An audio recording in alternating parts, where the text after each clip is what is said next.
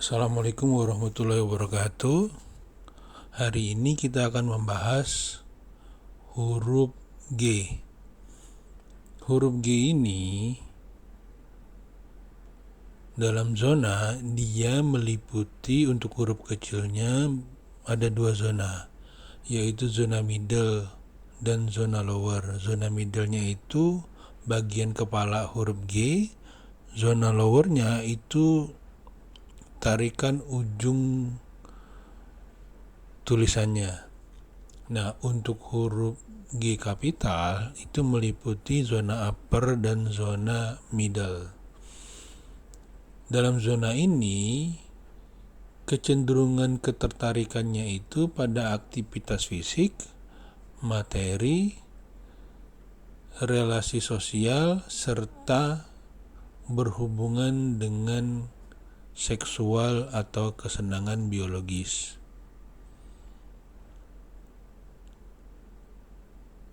Huruf G ini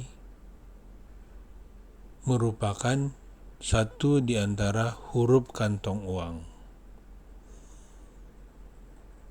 Kalau dalam literatur grafologi, maka huruf G, Y, J umumnya disebut sebagai money bag, dan referensi yang ada itu yang untuk menulis atau membentuk money bag, ya caranya cuma membentuk loop di bagian lower aja. Tetapi di kelas terapi saya tambahkan tanda lain, yaitu tanda determination, yaitu membentuk garisnya lurus dulu, turun ke bawah, baru membentuk lengkungan atau bundaran sedikit di bagian bawahnya, bukan berbentuk sudut seperti itu. Oke, sekarang kita bahas G pada poin nomor 1. G pada poin nomor 1 ini masuk kategori originality dan kreatif, yaitu yang menulis seperti angka 8, sama persis seperti huruf F yang berbentuk angka 8 juga. Itu adalah orang-orang yang pemikirannya cepat, luas, fleksibel, tidak kaku. Ia dapat beralih dari satu pemikiran dengan pemikiran lain dengan cepat dan menyelesaikan apa yang dipikirkannya. Jika ditambah lowernya itu berbentuk determination.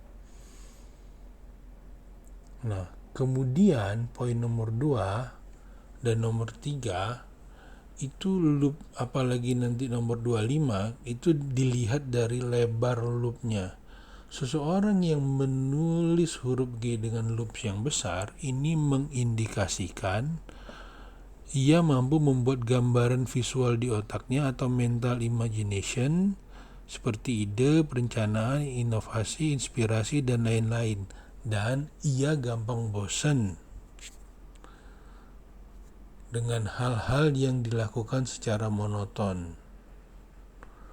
Pekerjaan harian yang dilakukan rutin seperti admin, ini tipikal orang yang tidak bisa berada di belakang meja. Dia harus berada di lapangan. Seperti itu. Dan dia membutuhkan aktivitas-aktivitas yang dinamis dan bervariasi. Ketika loopnya terlalu besar seperti poin 25, maka kadang-kadang dia suka memberikan informasi yang dihiperbola dari sudut pandang subjektivismenya. Nah, untuk poin 4 ini bisa memiliki dua arti. Kalau dia sebagai panjang lowernya aja, maka dia menunjukkan minatnya pada aktivitas fisik. Tetapi dari lebar loopnya, maka dia menunjukkan adanya selektivitas atau tanda selektif dalam melakukan kegiatan, terutama di kegiatan sosial.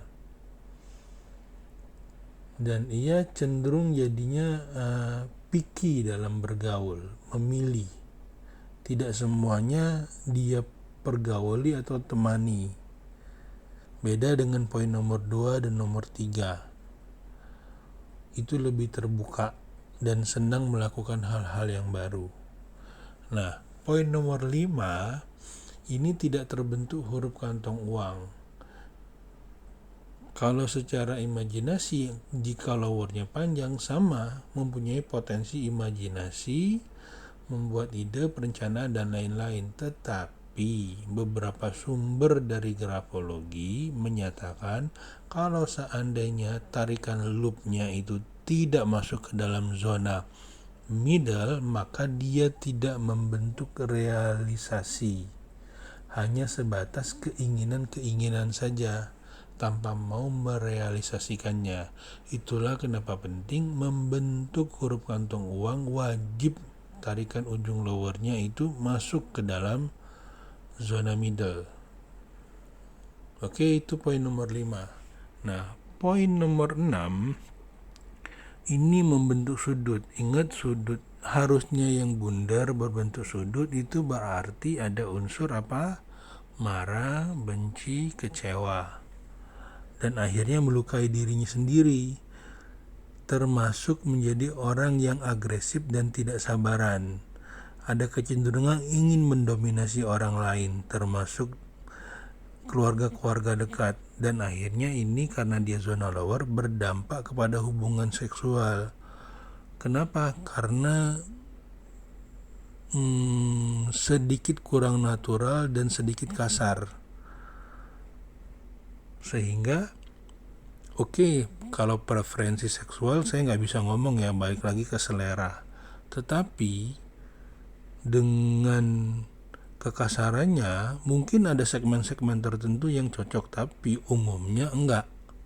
Sehingga nanti akan kesulitan dalam hal membuat hubungan suami istri. Nah, bedanya dengan poin 7, dia itu membentuk garis lurus dulu, kemudian membentuk sudut di belakangnya. Ini mencirikan kalau dalam grafologi traitnya namanya aggressiveness. Ia berani untuk memulai perkelahian dan pertengkaran dan membuat serangan-serangan kepada pihak lain. Nah, huruf G yang tarikannya lurus, tanpa loop, tanpa belokan seperti poin 7, dia hanya garis lurus aja. Ini adalah mencirikan orang-orang yang tegas dan bekerja tidak suka setengah-setengah. Inilah yang disebut dengan karakter determination, yaitu garis lurus. Tetapi dia tidak kembali ke zona middle, sehingga sayang sebenarnya. Tapi sebagai data referensi, dia itu kalau bekerja memang cenderung totalitas. Karena apa? Dia tarikannya lurus, jadi kalau mengerjakan sesuatu belum selesai, dia tidak akan berhenti. Dan tipikal orang-orang seperti ini cenderung loner, penyendiri. Sama seperti poin 4, dia selektif. Bahkan ini lebih ekstrim dari selektif, dia benar-benar tipe lonely, tipe yang bisa melakukan apa-apa sendiri tanpa butuh bantuan dari orang lain. Nah, poin nomor 9 itu memiliki huruf G yang buntutnya atau ekornya pendek. Bahkan cuman hanya masuk sedikit ke dalam zona lowernya. Bahkan bisa jadi dia masuk tetap dalam zona middle, padahal garis tarikan lower itu wajib masuk ke dalam zona lower. Sehingga orang-orang seperti ini dia hanya mau berpikir praktis aja, memikirkan hanya saat ini, dan biasanya fisiknya itu gampang capek. Ini pengalaman saya. Dan jika melakukan sesuatu, dia akan membutuh dorongan dari luar. Beda dengan nomor 8. Dia mempunyai inner power atau keinginan dari dalam dirinya, serta membutuhkan endurance yang lebih tinggi. Kalau nomor 8 endurance-nya jelas tinggi, sama seperti nomor 1, 2, 3, 4, 5, 6 itu semua ada endurance-nya tinggi. Seperti itu.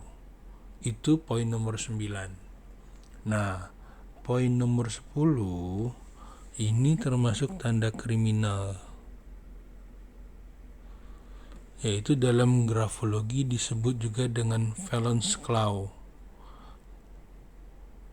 karena bentuknya itu seperti cakar, seperti kaki burung elang. Secara umum diinterpretasikan kurang baik. Ada unsur liciknya dan ada unsur ingin menikam orang dari belakang, sehingga tanda-tanda kriminal itu banyak bentuk tulisannya seperti ini. Dan kadang ini juga bisa terbentuk di huruf D.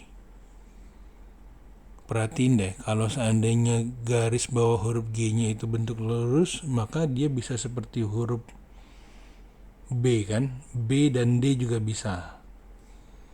Tetapi kita fokusnya di huruf G aja dulu. Oke.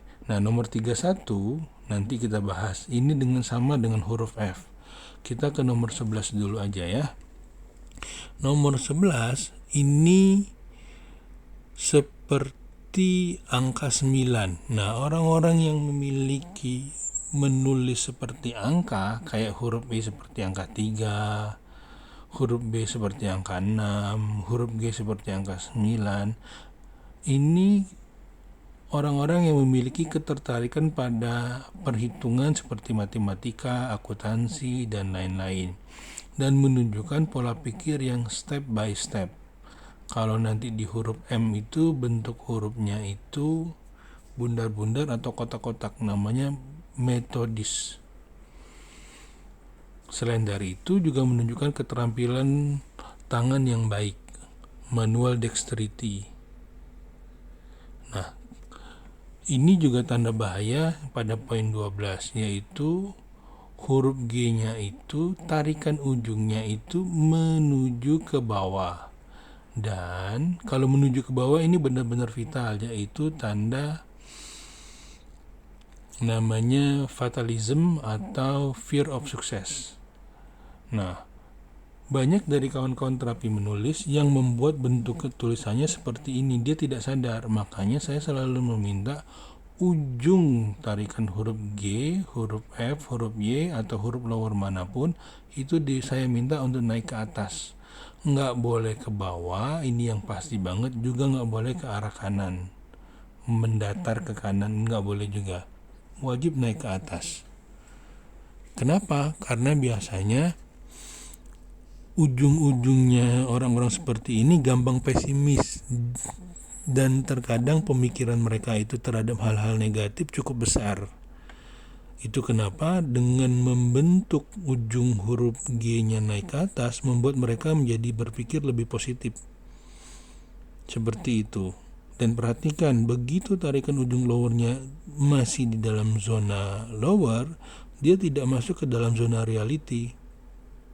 Itu penting kita untuk menarik ke atas. Poin nomor 12, terjadi loop kecil di ujung huruf G atau huruf Y.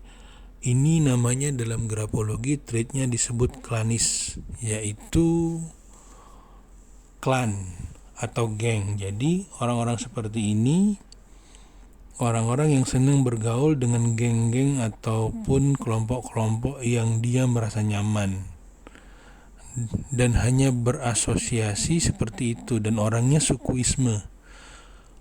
Contoh, Cina banget, Batak banget, Palembang banget. Dan mereka karena sukuisme, rasa kedaerahannya sangat tinggi. Seperti itu. Pembelaan terhadap kedaerahannya itu sangat tinggi. Dan dia sangat setia pada orang-orang di lingkungannya. Jarang sekali kalau orang-orang klanis ini berbagi perasaan dan lain-lain kepada pihak luar, dan umumnya sukuisme. Nah, huruf G seperti ini membentuk spiral. Ingat, huruf G itu adalah huruf lower. Huruf lower itu berhubungan dengan materi dan seksual. Sehingga kalau dikaitkan dengan materi, ia itu sulit untuk melepaskan apa yang ia sudah sukai dan apa yang ia punya.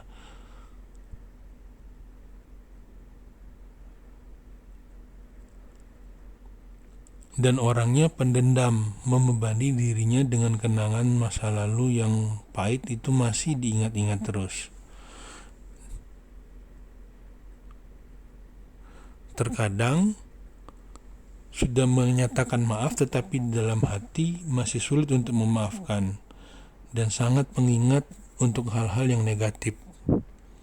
Dan di satu sisi kepuasan seksualnya karena bentuknya sedikit aneh, dia sulit untuk dipuaskan secara seksual. Ingat, di bagian lower ini berhubungan dengan seksual dan materi. Oke. Nah, kemudian huruf G yang menyimpul secara tidak lazim ini memiliki arti yang kompulsif, terutama untuk hubungan seksual. Hubungan orang-orang seperti ini ya seksualnya tidak normal. Jadi untuk huruf lower yang tidak normal itu biasanya preferensi seksualnya juga di luar dari kebiasaan. Nah, penarikan huruf 16 ini sama seperti dengan angka 8, tetapi ada garis menyilangnya sehingga membentuk huruf X di area lowernya. Orang-orang seperti ini biasanya itu menggambarkan dirinya dengan jelek. Jadi di alam bawah sadarnya dia merasa apapun yang terjadi pada dirinya itu adalah sesuatu yang buruk, terutama penampilan fisiknya, dan kecenderungan untuk depresinya besar banget. Bahkan di beberapa buku grafologi yang saya baca, orang-orang seperti ini, terutama yang ada tarikan X-nya, ini mengindikasikan problem di dalam diri. Seperti itu. Sama juga dengan tanda tangan nanti misalnya ada menyilang dan lain sebagainya, itu juga sama. Nah, sekarang perhatikan 17 itu kalau tarikan lowernya ini kayak seperti angka 5 kebalik loh. Untuk nomor 17 itu kayak angka 5 kebalik. Dan orang-orang seperti ini, terutama perhatikan kepala huruf G-nya. Huruf G-nya itu terbuka di bagian atas dan itu mencirikan talkative. Tetapi karena ini berhubungan dengan seksual, artinya ini berhubungan dengan tanggung jawab terhadap seksual yang kurang bertanggung jawab, termasuk dengan keuangan. Seperti angka 5 kebalik jadinya. Nah, yang ideal itu nomor 18 dan 19 itu 18 itu adalah huruf G yang bentuk reguler, yang bentuk sempitnya itu seperti nomor 19. Sama, orang-orang yang menulis dengan huruf G yang sempit-sempit itu sama saja dia melimitasi dirinya. Dan ada unsur pemalu, beda dengan 18. Orangnya termasuk intelek, senang belajar, dan straightforward. Nah, beda 20 dengan 7 itu ditarikan ujung lowernya. Kalau nomor 7 ujung lowernya hampir masuk ke dalam zona middle, bahkan sudah masuk sedikit. Tetapi kalau nomor 20 itu di lowernya. Jadi kayak kail. Jadi ada sexual frustrated. Jadi ada kekecewaan dalam hal seksual dan agresifnya lebih ringan dibanding nomor 7. Seperti itu. Sekarang nomor 21 seperti huruf G, tetapi dia membentuk huruf U di bagian lower. Sama seperti menampung sesuatu, jadi terkesan egois dan greedy. Tamaknya itu, karakter tamaknya ada. Nah, nomor 23 dengan nomor 20 mirip, hanya beda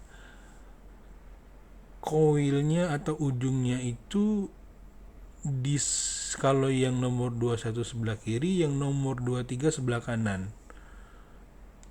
Sama-sama seksual frustration, tetapi kalau yang kanan ini ada kemungkinan secara tulisan mengindikasikan impotent. Seperti itu.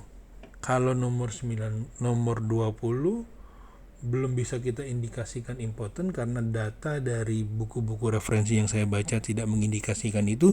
23 ada indikasi itu.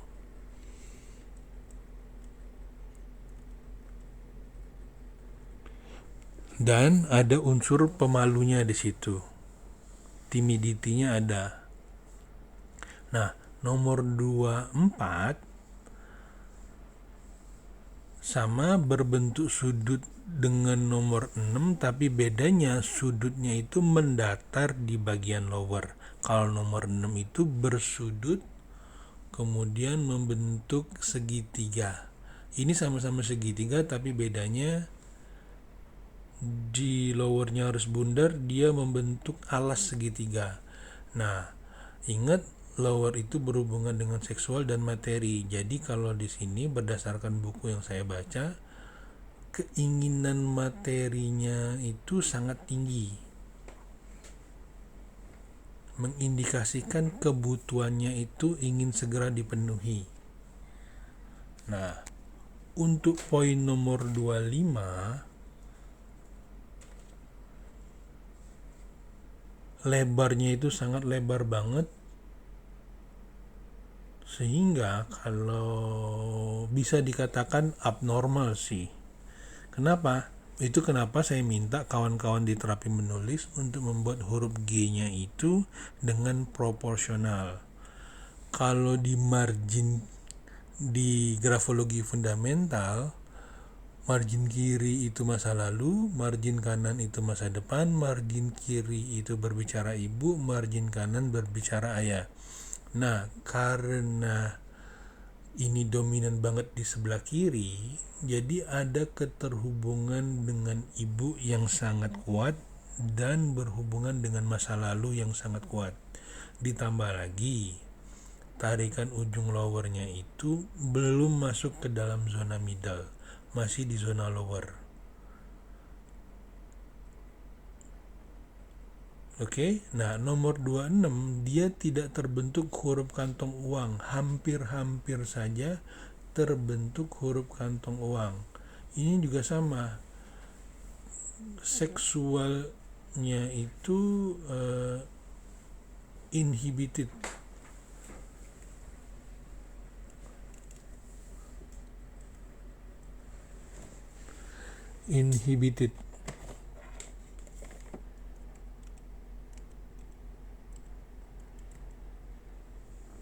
Jadi dalam mengeksplorasi perasaannya itu, seksualnya itu cenderung terhambat. Nah, orang-orang dengan seperti ini ya satu diantaranya benahi aja huruf kantong uangnya, nanti akan jauh lebih bagus. Seperti itu. Nah, nomor 9 dengan nomor 12 itu bedanya di mana? Kalau nomor 12 dia sudah terbentuk huruf kantong uang, nomor 27 belum terbentuk kantong uang tetapi tarikannya mengarah ke bawah. Sehingga dalam arti grafologinya, kecenderungannya itu sama, seksual insecure dan ada unsur impotent. Seperti itu.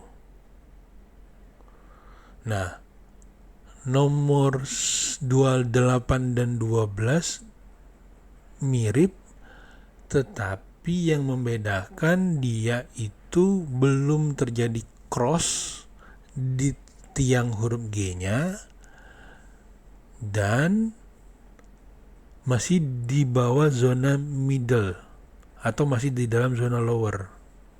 Sehingga artinya mirip-mirip seperti poin 23 dan poin 27, yaitu sexual problem dan adanya impotensi.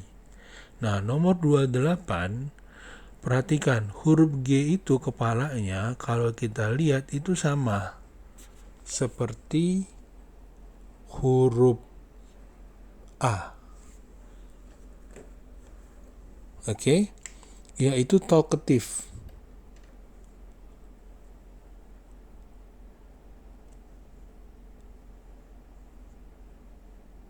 Tiga ini ada tambahan baru, saya baru ingat bentuk ini, ingat talkative. Sekarang jadi nomor 29 itu talkative, kepala huruf G terbuka di bagian atas mencirikan talkative. Kemudian karena dia punya energinya sehingga menyebutnya itu anger manajemennya itu sulit terkontrol. Dan orang-orang seperti ini gampang emosi, gampang tersinggung.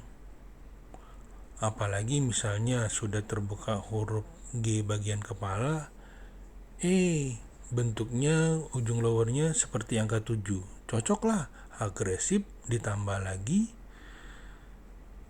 kepala G terbuka. Udah cocok. Nah, untuk nomor 30 ini terjadi simpul di bagian middle ataupun di bawah middle. Terjadi twist attitude, tusek dan manimeter. Jadi ada perilaku yang tidak normal dalam perilaku seks dan perilaku materi. Itu untuk poin 30. Nah, poin 31 sama figure of 8. Ini seperti di huruf F tadi, yaitu kecenderungan indikasi female-nya itu ataupun prianya itu homoseksual ataupun lesbian. Bahkan saya pernah, jadi gini, ada huruf G-nya itu seperti sperma. Penulisan huruf G-nya, gambarnya saya nggak bisa gambarin. Jadi orang-orang yang menulis huruf G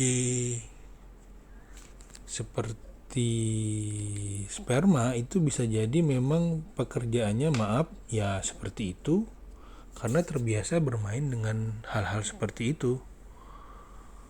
Dan sebenarnya di alam bawah sadarnya dia nggak suka itu dan keterpaksaan, sehingga membentuk di alam bawah sadarnya seperti itu.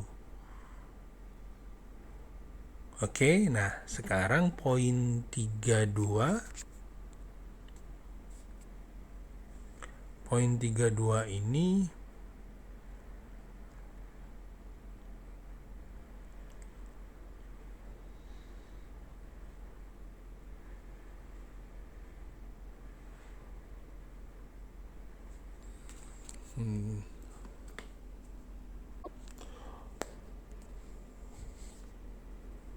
poin 32 ini sama mirip dengan 25, tetapi bentuknya lowernya proporsional. Itu aja yang membedakan.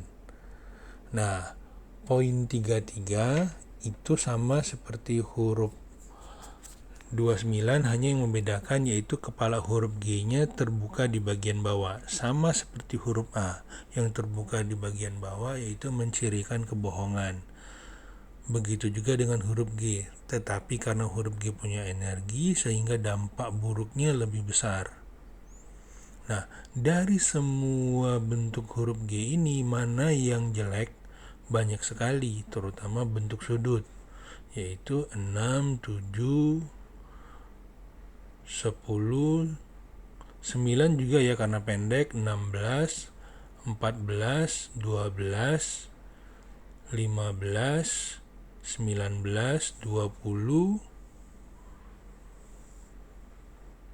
23, 24, 33, 26, 27, 28, 29, 30, 31 itu tidak direkomendasikan. Oh ya, saya belum bahas tadi poin 31. Bila seseorang menulis huruf entah nanti di mana saja, ini contohnya di bagian lower. Bagian lowernya itu seolah-olah terputus, itu mengindikasikan ada sakit di daerah itu. Karena ini daerah lower, berarti ada hubungan dengan seksual dan materi. Dan biasanya pengalaman saya hubungannya juga dengan kemampuan seksual atau selera seksualnya rendah, bahkan cenderung tidak berminat. Itu untuk poin 31. 31, 34 ding. 34 ini 33, poin 33. Seperti itu. Karena ada beberapa yang saya tambah yang tidak ada di referensi, tetapi pengalaman saya selama terapi menulis itu ada. Itu yang saya tampilkan juga, terutama di poin nomor 33, 29, 34, 33, 29. Itu tidak ada di buku-buku referensi, tetapi di Indonesia justru itu banyak. Nah, jadi mana yang bagus di antara huruf G ini? Yaitu poin 1, 2, terutama poin 1 dan 2 itu aja yang bisa ditiru. Untuk poin misalnya nomor 11, 13, 8, 3, 4 itu kondisional. Artinya boleh iya boleh enggak. Yang saya rekomendasikan yaitu nomor 1, 2. Itu yang direkomendasikan. Selain dari itu, teman-teman boleh pilih mana yang nyaman aja.